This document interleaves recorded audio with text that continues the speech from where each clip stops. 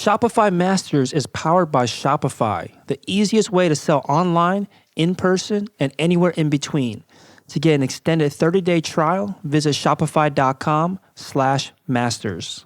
It is absolutely fine. If you look at my keyboard, you go to the website, you look at this thing and you say, what is this? I don't like it. I'm never going to buy this thing.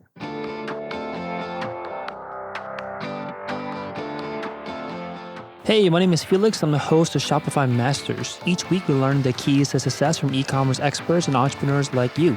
In this episode, you'll learn how to provide customer service that will wow your customers, how to handle an angry customer, and how to explain your pricing to customers, especially if it's a higher price than your competitors. Today, I'm joined by Erez Zuckerman from ZSA Technology Labs, which are the creators and the makers of the world's most powerful mechanical ergonomic keyboard, and was started in 2015 and based out of Kitchener-Waterloo. Welcome, Erez. Thank you. Happy to be here. Yeah, excited to have you on. So for anyone out there that doesn't know about the kind of products that you produce, can you tell us a little bit more about what are mechanical ergonomic keyboards? For sure. So let's unpack that because that's a bit of a mouthful. First, let's get to the mechanical. Most keyboards you see today, either on a laptop or your conventional desktop keyboards, are use technologies like scissor switches or membranes. And so, with laptop keyboards, the idea is to give you the most compact board, you can get because you got to fit it all in there. And with traditional, keyboards you find at the store, Logitech or whatnot, you usually want a keyboard that's, cheap, right? As inexpensive as can be made and still, function as a keyboard. A mechanical keyboard is different because each and every key has an individual key switch under it, has a kind of an assembly with a spring under it. And there's many kinds of these key switches, and they vary in feel, in sound. And so you get a very wide, you can have a clicky keyboard, you can have a very silent one with stiff keys, with keys that are very easy to press and so on. So a wide range. And not to mention the key travel itself. When you strike the key, it really goes down quite deep. So that's the mechanical part. It's a whole world of keyboards. Gamers tend to like mechanical keyboards, but so do software developers. Next part there is ergonomic. So what is ergonomic, right? Ergonomic basically means it works with your body. It's a whole subset of technology, be it chairs or mice or keyboards that with the idea being let's adapt the tool to the person using it and not vice versa. And so, basically, to me, what ergonomic means here is just that. And what I'm saying is, you often see keyboards like, for example, the Microsoft Natural 4000, which is a lovely ergonomic keyboard, but it's still one size fits all. You get this keyboard, and it is what it is. It's curvy. And it probably fits nicer in the hand. It's a lovely keyboard. It fits nicer in the hand than your regular, board style keyboard. But you get what you get. But we're not all the same, right? People are different. They vary, hand sizes vary, typing habits vary, and even the applications we use vary from job to job and person to person. And so to be truly ergonomic, in my opinion, a product has to be very customizable. You have to be able to fit it to your needs. So in a nutshell, what we make is a keyboard which is mechanical. It's built out of two separate halves, so you can they're connected with a cable, and you can have them as far apart. You can have a shoulder width apart. The cable itself is attachable, so some people swap it in for a longer cable and really mount it on a chair. And the keyboard itself is programmable, so you can change what each and every key does, and you can even assign dual function keys, so that, for example, you have one key that when you tap it, it sends the letter Z, and when you hold it down, it functions as a control key, for example. So you don't have to reach for the control key. And yeah, basically people who use it tend to report much lower levels of RSI if they already have RSI or suffer all sorts of, keyboard fatigue-related conditions. They report that it helps, and it's just it's pleasant to use, really. on an extended basis. Got it. Makes sense. So you mentioned that the typical customers or the customers that are typically buying this product are gamers and then also software developers. When you have to produce a product like this, do you find that they are similar markets or similar demographics to market to, or do you have to change up the way you message or present the product for the two the gamers and the software developers? That's a great question. So I have to clarify that. So really the main people who tend to buy the keyboard are software developers, primarily, really. We do have a niche of gamers. Recently, there was a lovely review on mmorpg.com, for example, about the keyboard, and gamers do like it, but it doesn't quite have the visual bling that gamers go for. You know, backlit keys with RGB and whatnot. So I don't know. I'm a software developer myself, and I think maybe our marketing or the copy on the website has a certain bias possibly towards developers. I'm not sure. Maybe just because I wrote the copy and I happen to be one.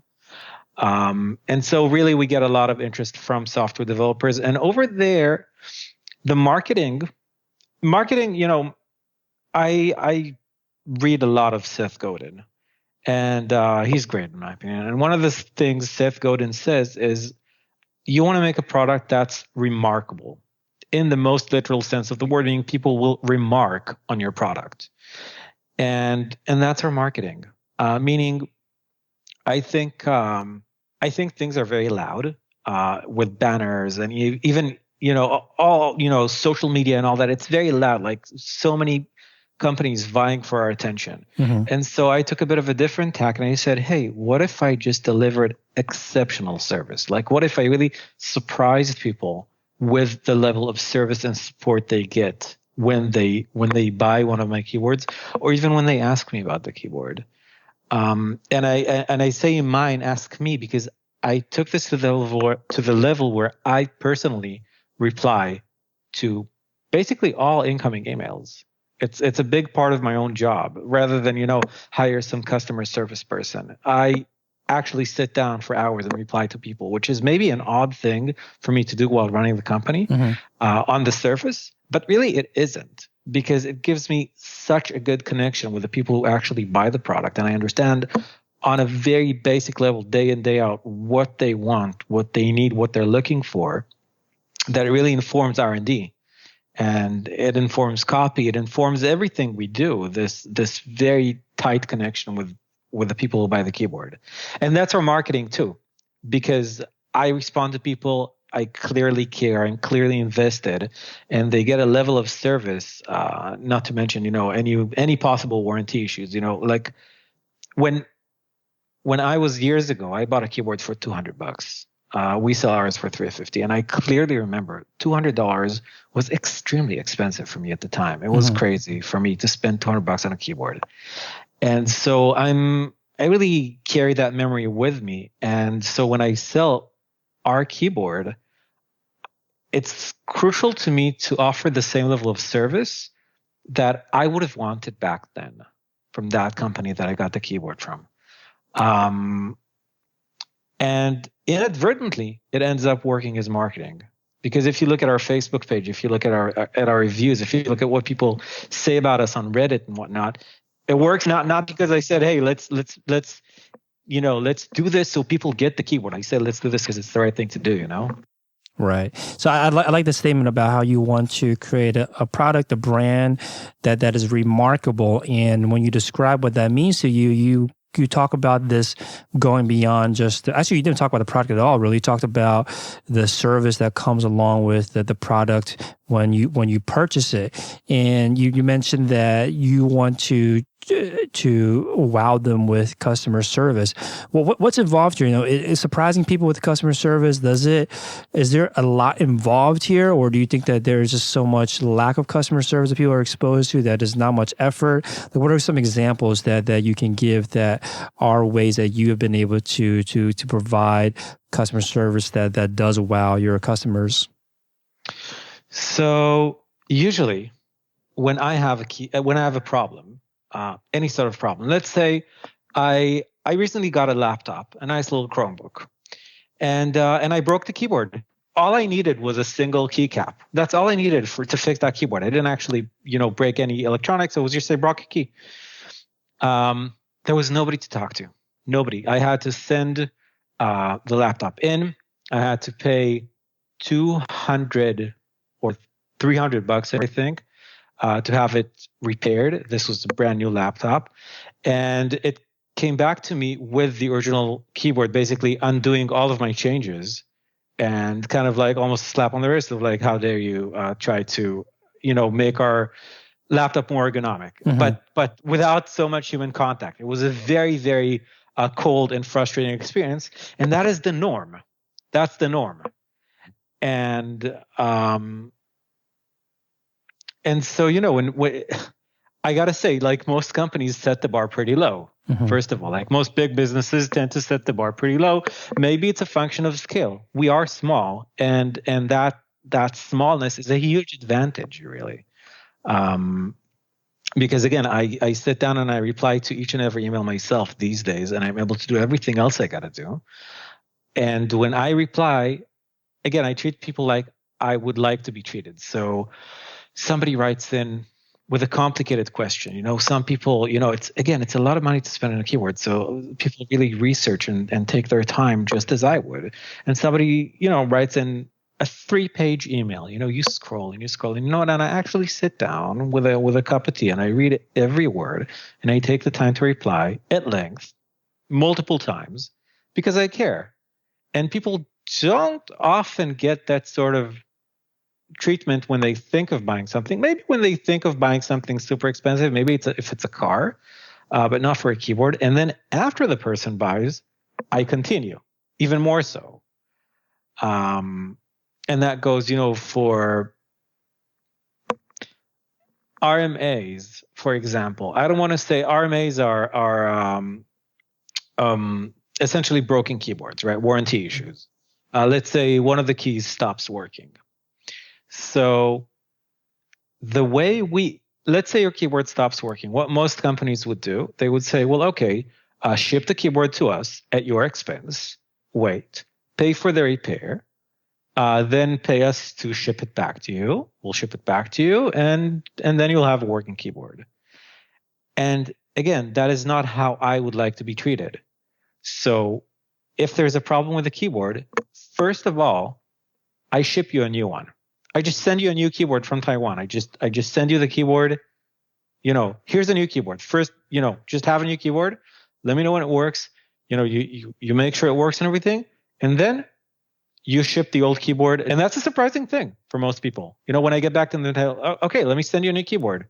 Without dragging them through filling out forms and trying to, I don't know what, all those painful things bigger businesses make people do, all the red tape, and people are taken aback when they do that. Right. And the thing is, the funny thing to me is, I think most businesses get people through this whole rigmarole of like the warranty process because they make this assumption that people are going to try to game the system, that people are going to try to cheat or get stuff for not. And this has not at all been my experience. In thousands and thousands of keyboards, I found that my operating assumption is that people are decent and that they're going to treat me kindly and the business kindly, and that they won't take advantage of, of this level of service. And so far, it has really been proving out. Like, people are just wonderful to deal with.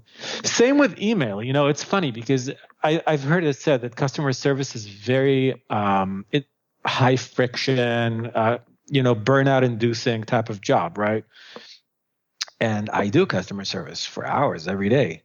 And there's very few days where I feel burnt out. Like, it's just, people are so nice and so thoughtful.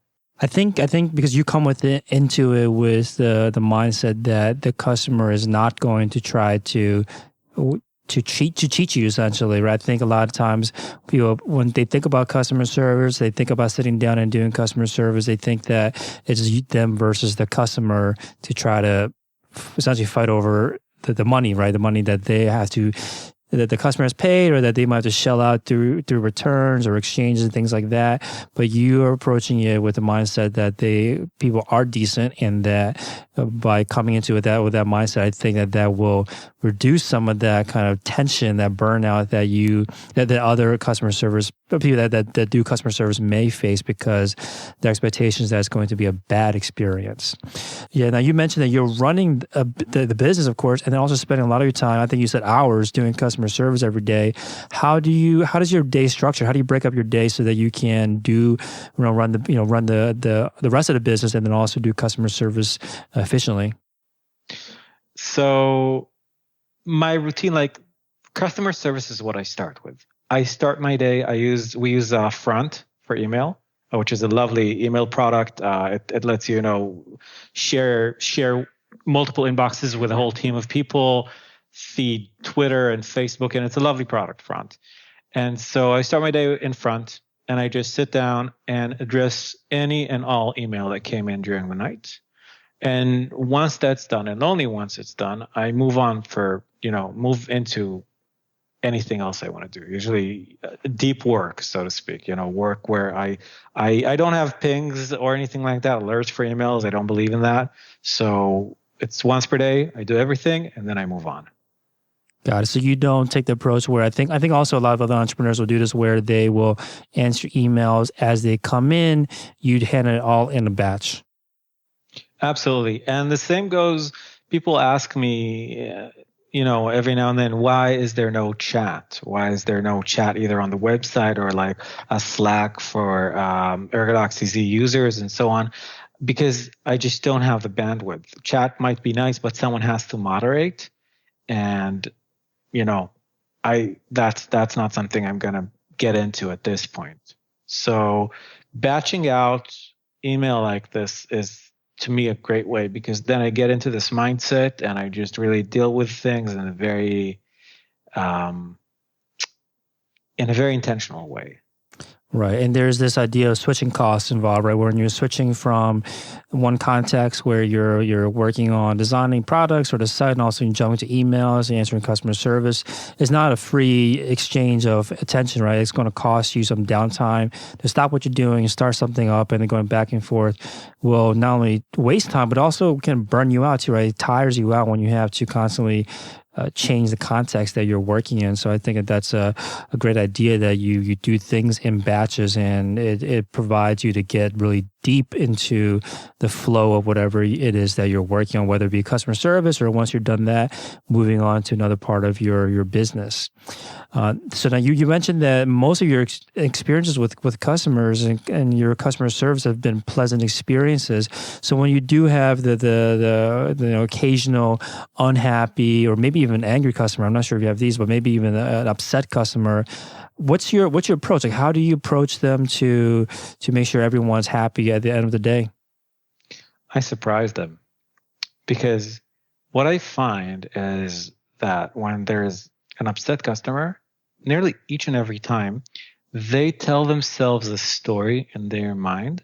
And in their story, they already know how this interaction is going to pan out. They know that they're just about to get screwed by some terrible customer service experience. They are preemptively frustrated because this, they've been here and this very expensive thing that they bought isn't doing what they thought it would do or whatever, right? And I just completely surprised them. I do whatever it was they wanted to be done. And they're taken aback, and they're often, it's funny because almost every time the second email thread that started out is apologetic. And I understand that because it's a lot of money again, and it's a product it's a very high contact product. The product they use every day, right? And so if something goes wonky, it's going to affect your entire work. And so there's a lot of emotion tied in there. But yeah, that's really what I do. I don't even get into the emotion. I simply help people. And when you help people, and that goes to the burnout factor also, because I think one of the things that's kind of frustrating about having a customer service job is that for some reason, customer service tends to be um, utterly powerless in a given organization. Like, you call customer service and there isn't really all that much they can do to help you. They're like bound up by so many regulations and whatnot, and they're not allowed to exercise any real power. Are there other businesses that maybe other entrepreneurs may have heard of that whose customer service you admire and you try to replicate? Absolutely. So number one in my mind, MadMimi. MadMimi is an email marketing company. I'm one of the developers to this day, and they've been acquired by GoDaddy, but they really kept their spirit, and they actually brought that spirit over to GoDaddy. And one of the key differentiators for MadMimi is customer service, and offers an exceptional level of customer service. So a lot of the impact I kind of got to see firsthand there with MadMimi's support department, basically. What's your stance on when customers are unhappy in a public forum, where it's like in reviews or in discussion forums or online, where like in blog comments where people are publicly unhappy? How is your approach there? It's kind of crazy. It's hard for me to answer because that would be in theory. Like, there's a lot of stuff about us online. There's reviews, there's YouTube videos, there's people in Reddit, and I honestly struggle to find something that is very negative, because people, first and foremost, they do tend to write. I mean, I had this one guy, actually. A single story comes to mind in all my years of running the business. This one guy on Reddit, he apparently works for a large company, and we are not actually focused on B2B and large companies. But this guy works at a large company in their insurance department. Right? The companies like State Farm and whatnot, they have a department which says, okay, we review so-and-so ergonomic equipment, and if employees are having ergonomic issues, the company will sponsor this limited list of of equipment vendors, right? So this guy, who was not even a customer, reviewed the keyboard, so to speak, never contacted me with any questions, and published this scathing and false and anonymous review on Reddit, saying, "Oh, those guys missed out on a huge contract," and like, as if I would care. Again, we're consumer based, but they missed out on this huge contract because blah blah blah blah, and like a whole bunch of things which were inaccurate. And a very interesting thing happened, which is the people on the forum. It's the Mechanical Keyboards Reddit, which so people are kind of obsessed, and people know the Ergodoxy. They stepped in to correct the guy. I did reply, politely replied, and and added a few things, and then I actually engaged him personally, and I sent him an email saying, hey, a very polite, in my opinion, very pleasant email saying, hey, like, let's open a dialogue here and see what we can address. And he never actually replied. And that was one of the very few cases where somebody actually said something that wasn't nice. And at the end of the day, it was not about me. This turned out to be an individual who was trying to appear very knowledgeable and kind of improve their own standing in that community, because Reddit is very much, karma based and whatnot. So he was, I know so much about mechanical keyboards. This very well favored, well regarded product is actually not so good because ABCD. But, people stepped in. Random people whom I don't even know stepped in and said, well, no, that's not actually the case, and kind of set him straight. So it's interesting because, to me, I really believe that whatever we emphasize, whatever we give our mental energy to, that's often what we end up having.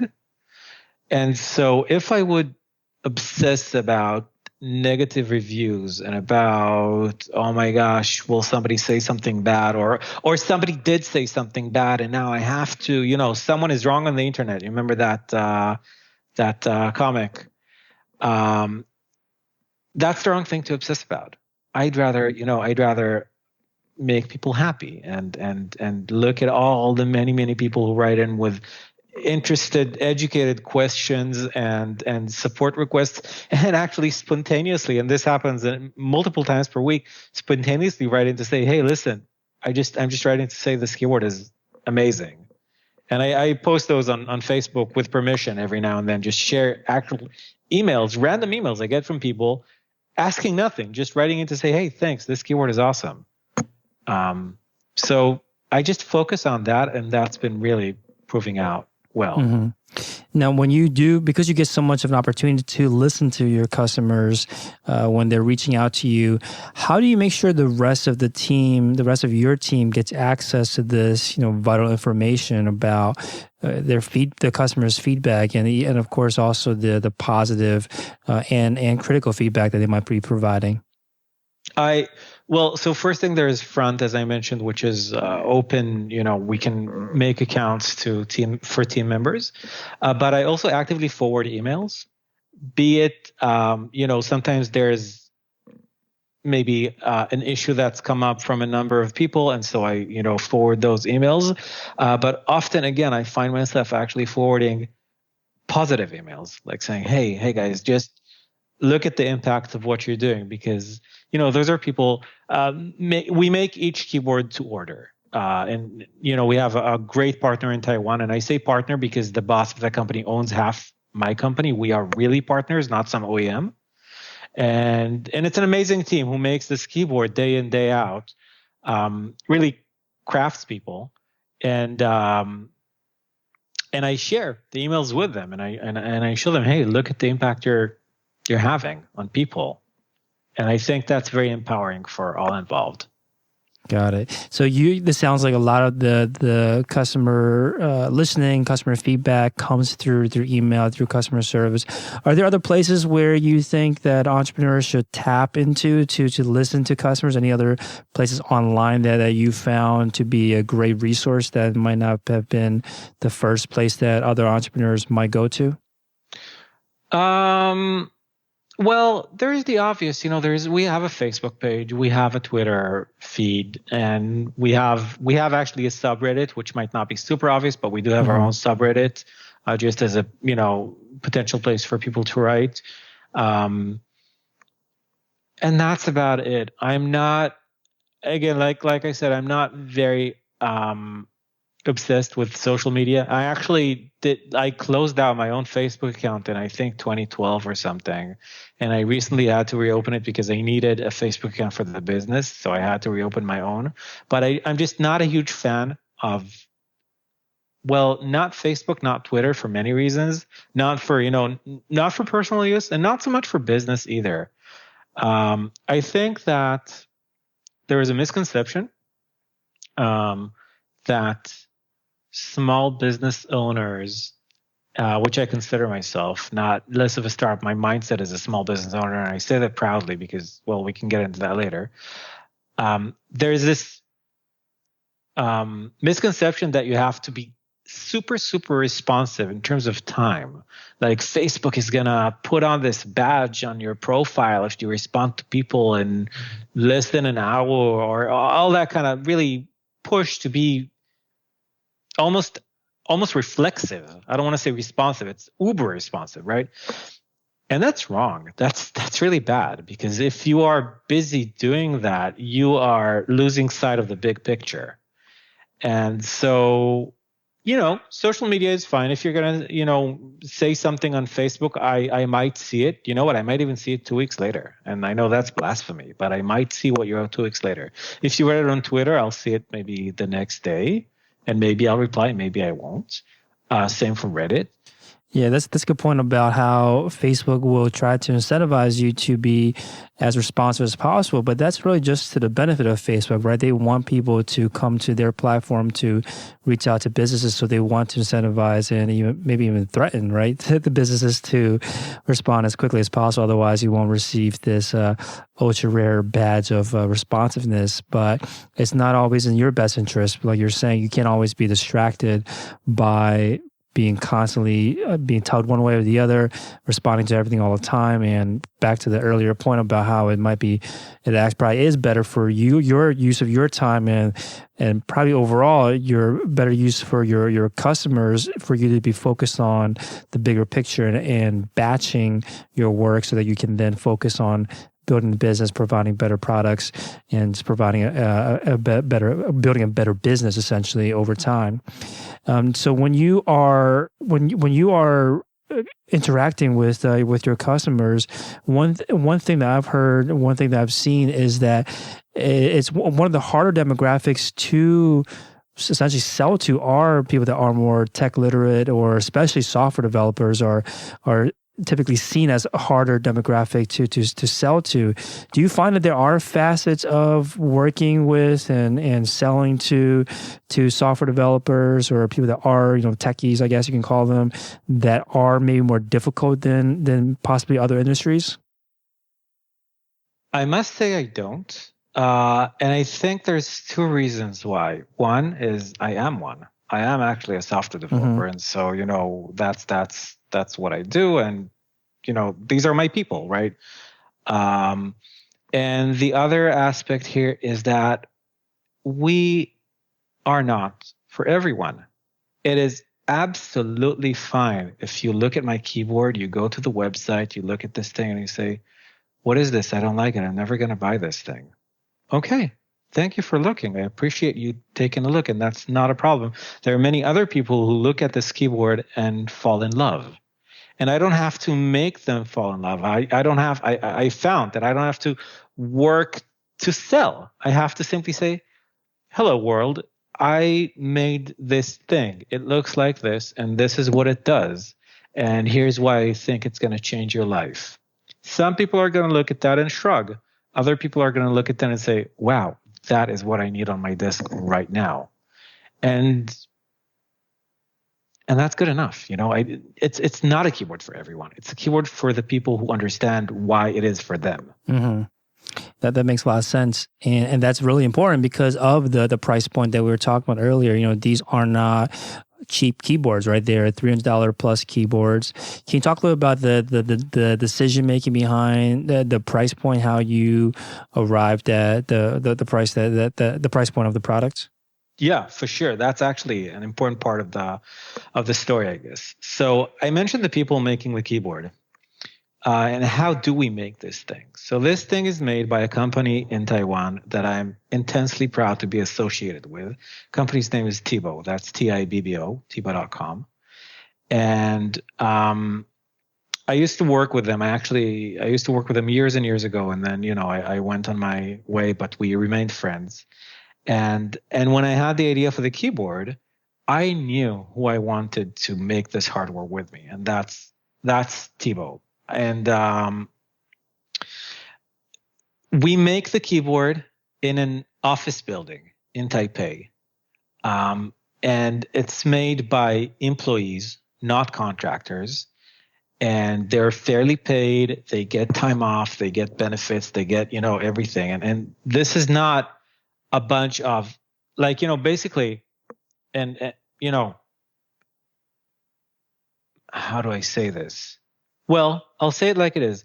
Most people, when they have an idea, they end up with an OEM factory in China, which means, you go to this factory and this factory tells you, well, okay, if you buy 50,000 widgets, we're going to make this widget for you at this and this price. And that's it. And you have no idea, usually, unless you're very big, you have no idea who is actually making this widget for you. How do they treat the employees? How do, and most often, maybe you don't even care all that much. I don't know. But, it's the factory's game and your game is a race to the bottom. You want these widgets to spec and for the absolute least amount of money that you can possibly get them for.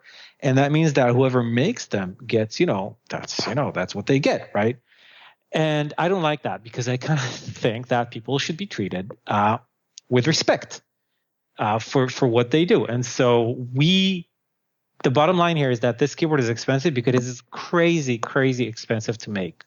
We pay the employees, decent wages, and we use keycaps that are made in the U.S. By Signature Plastics, extremely high quality keycaps. And everything around this keyboard is just made with such care that it costs a lot of money to make. And that's also why I don't have resellers. And I don't have, people ask me, hey, people routinely write and say, hey, can I sell your stuff? Can I sell your stuff in Switzerland and wherever, right? Can we establish a relationship? I say, well, no, sorry, I don't have the margin. We are built in a way that really why aren't you on Amazon? Same thing. Amazon, is going to take their share, and it's not going to work out because so much of this, like, I don't want to give a number, but a ridiculous amount of the $325 that you pay me for a keyboard actually goes to the people who make the keyboard. Which is as it should be, in my opinion. But that's how we got to the price. It's just crazy expensive to make.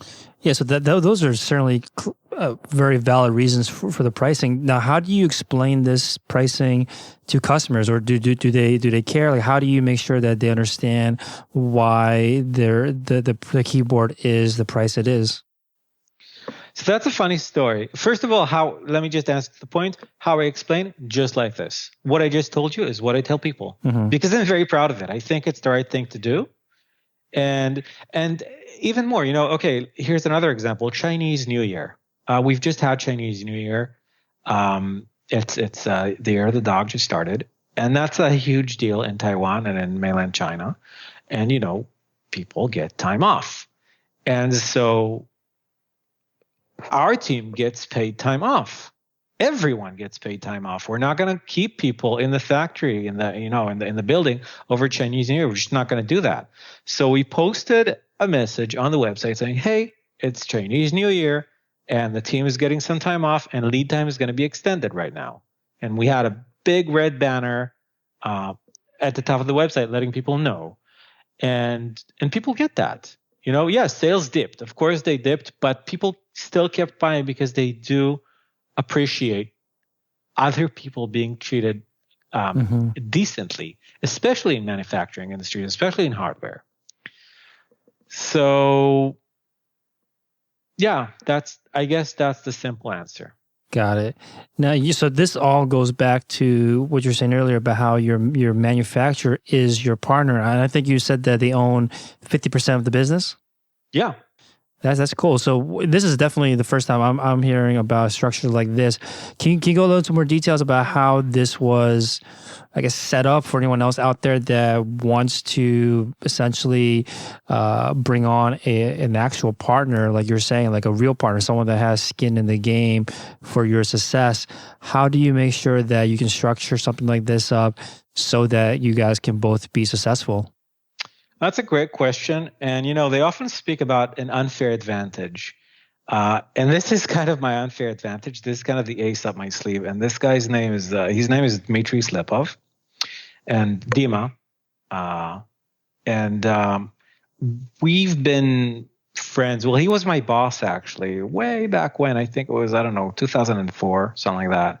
And I worked from Israel for Taiwan, and I met this guy at some convention in Germany, and we hit it off. We like really good chemistry. He said, "Why don't you come work for me?" And so I worked for a number of years, and then I went on my merry way. And like I mentioned, when I had this idea, I was like, "Hey, I should make this keyboard," because the keyboard was available in kit form. And I said, "No, I don't want a kit. I want a keyboard, right?" And I'm sure not the only one. So I immediately wrote Dima, and so he said, he liked the idea. He said, "Okay, let's make a company together. Let's make something together." And so we're actually 3 partners, and that's the ZSA in ZSA. So that's me, Zuckerman, Slepov, which is Dima, and Aitken, which is the 3rd partner. And he is a wonderful, first of all, friend and intellectual property lawyer from the US. And that is a killer combo.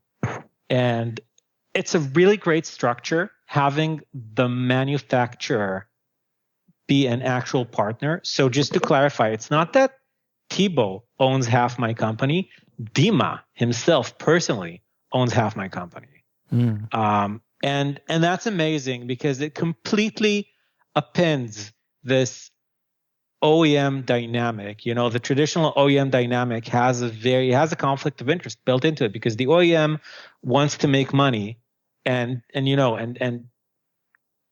give you the least possible for, to try to make the most, right?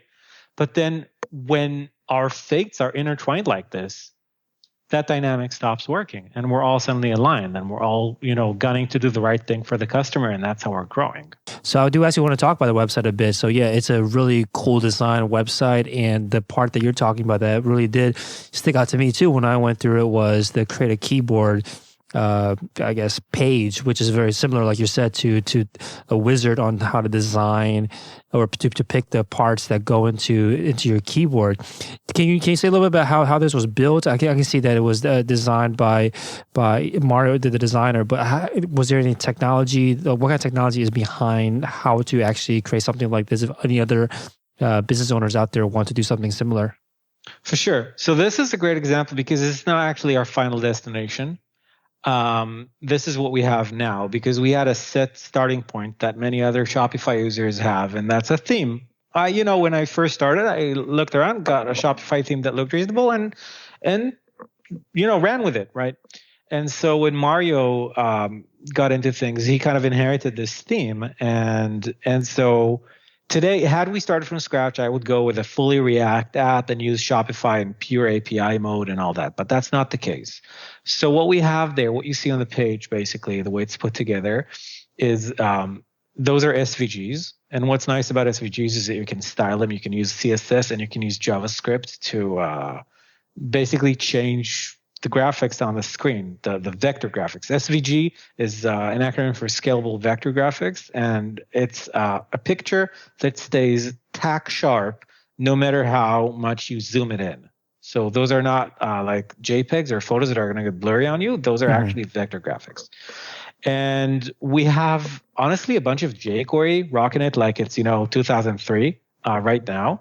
It's a bunch of jQuery that swaps out the images in the background according to what you pick, and we integrated that into the Shopify API. So we put out an API call, we pull back in a collection of products and SKUs that, we know the SKUs, are very carefully chosen internally so that we know what's the SKU for a keyboard that's black without keycaps and has a strip of LEDs, that SKU can be programmatically derived.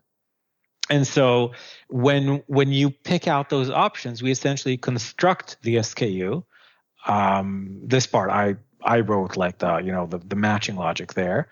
And Mario put together basically everything else, all the interaction and everything, how it works together. And then we know, okay, this is the SKU this person picked. And then because we pulled in a JSON from the API, we have all the prices for everything. We update the price live on the screen, and we factor in the shipping cost. Also, by the way, that's important. We show the same price all throughout the process.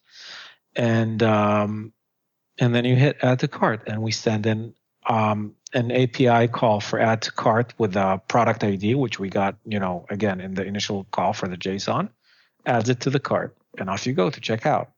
Got it. So certainly not something you can do natively with the Shopify setup. It will require some coding, or actually lots of it, based on what you're saying.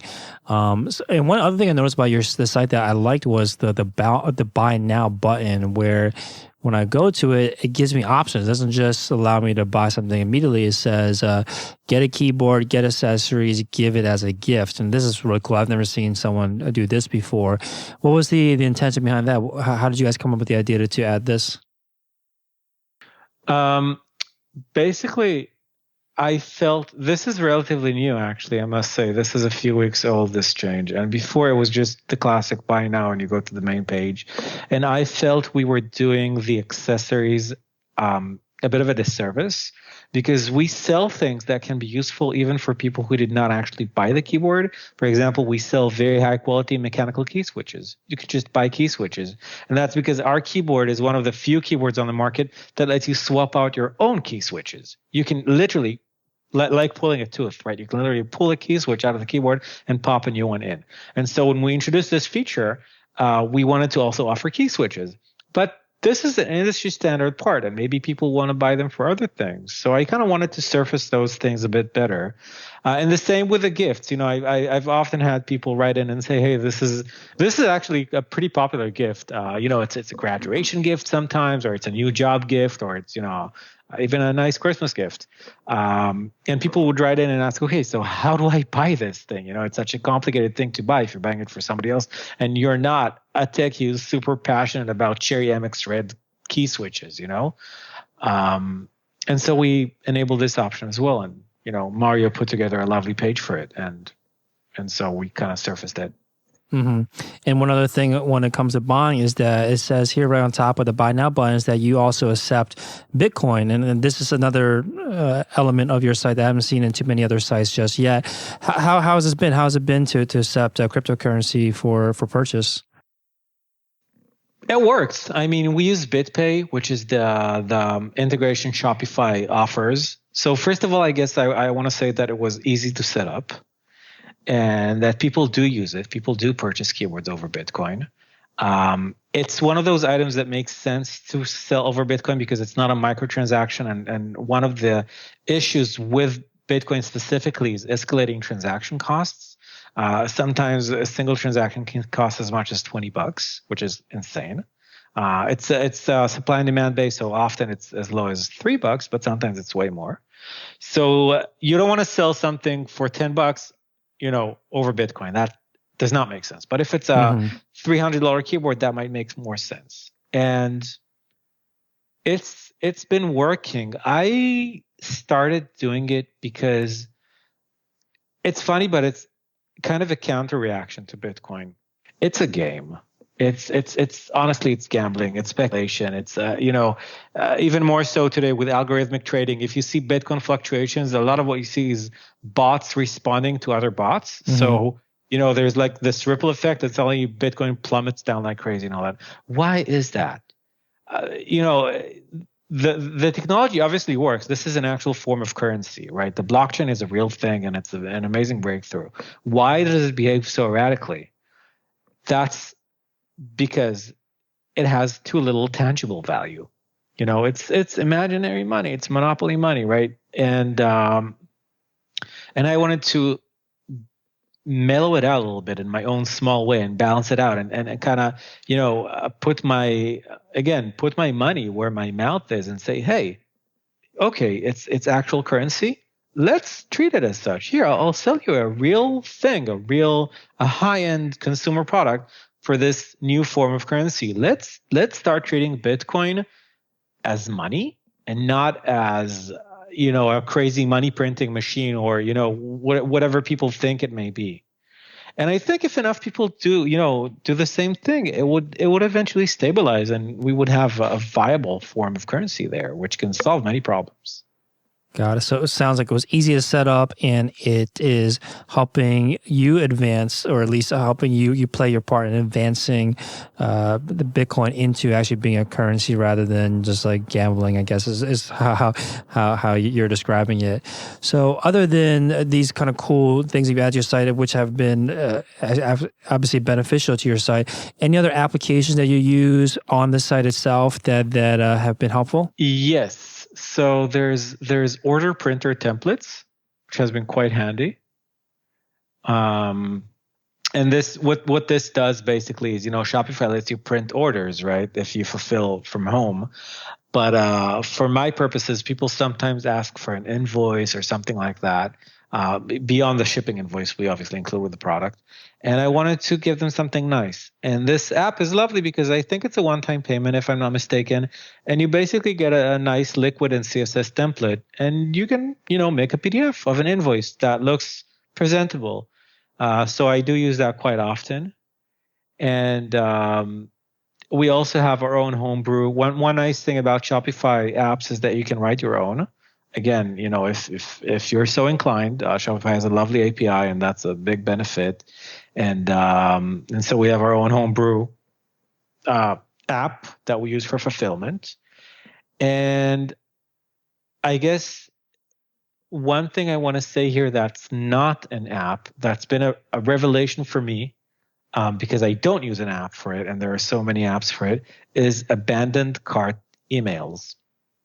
And you can find many apps that are going to email people a coupon after they abandon the cart, or, super well-designed emails to elicit, maybe they're going to come back and get your thing if you give them a discount. And I didn't want to do that, again, because I just don't have the margin to do it, right?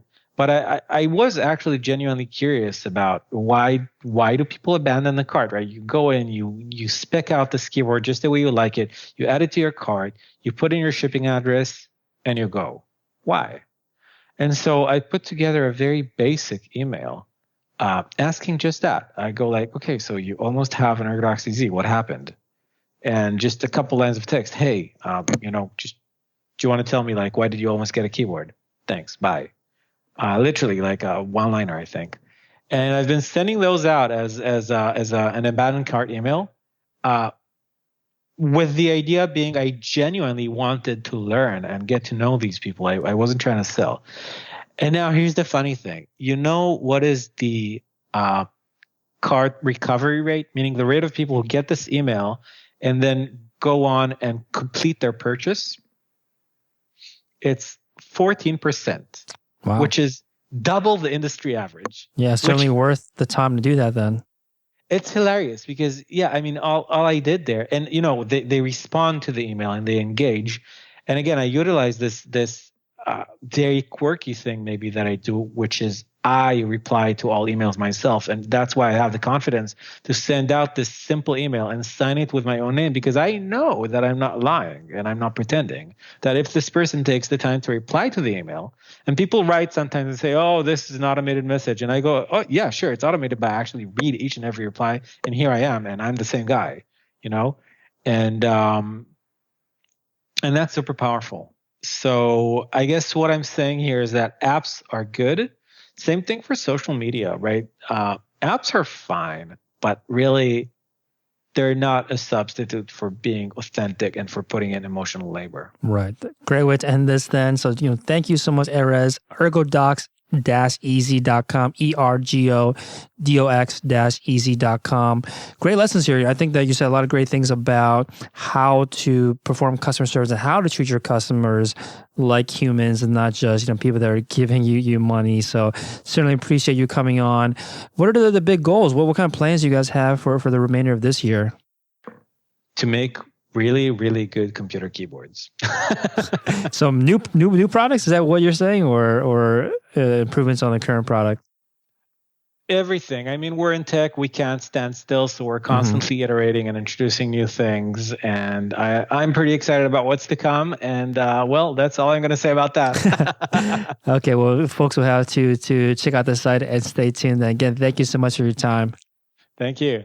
Here's a sneak peek for what's in store in the next Shopify Masters episode. Everything that we create in terms of content or in terms of our products, it needs to be authoritative, it needs to be helpful, and it needs to be interesting. Thanks for listening to Shopify Masters, the e-commerce marketing podcast for ambitious entrepreneurs. To start your store today, visit shopify.com/masters to claim your extended 30-day free trial. Also, for this episode's show notes, head over to shopify.com/blog.